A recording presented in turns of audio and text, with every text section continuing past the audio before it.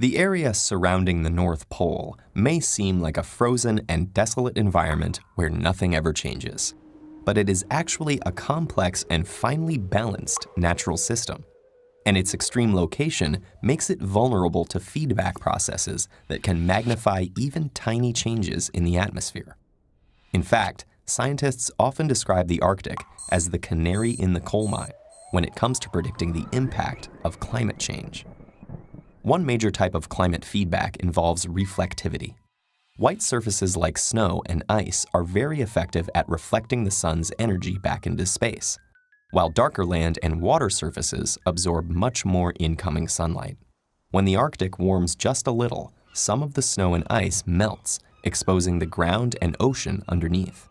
The increased heat absorbed by these surfaces causes even more melting, and so on.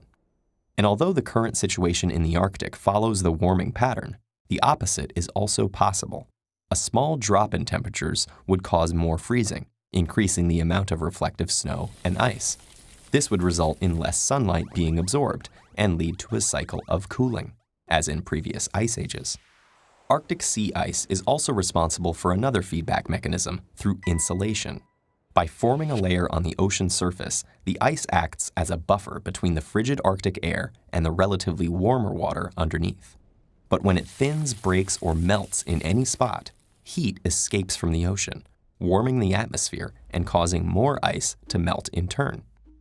Both of these are examples of positive feedback loops, not because they do something good, but because the initial change is amplified in the same direction. A negative feedback loop, on the other hand, is when the initial change leads to effects that work in the opposite direction. Melting ice also causes a type of negative feedback by releasing moisture into the atmosphere. This increases the amount and thickness of clouds present, which can cool the atmosphere by blocking more sunlight. But this negative feedback loop is short-lived due to the brief Arctic summers. For the rest of the year, when sunlight is scarce, the increased moisture and clouds actually warm the surface by trapping the Earth's heat, turning the feedback loop positive for all but a couple of months. While negative feedback loops encourage stability by pushing a system towards equilibrium, positive feedback loops destabilize it by enabling larger and larger deviations. And the recently increased impact of positive feedbacks may have consequences far beyond the Arctic. On a warming planet, these feedbacks ensure that the North Pole warms at a faster rate than the equator. The reduced temperature differences between the two regions may lead to slower jet stream winds and less linear atmospheric circulation in the middle latitudes, where most of the world's population lives. Many scientists are concerned that shifts in weather patterns will last longer and be more extreme, with short-term fluctuations becoming persistent cold snaps, heat waves, droughts, and floods.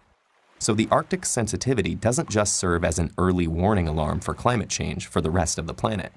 Its feedback loops can affect us in much more direct and immediate ways. As climate scientists often warn, what happens in the Arctic doesn't always stay in the Arctic.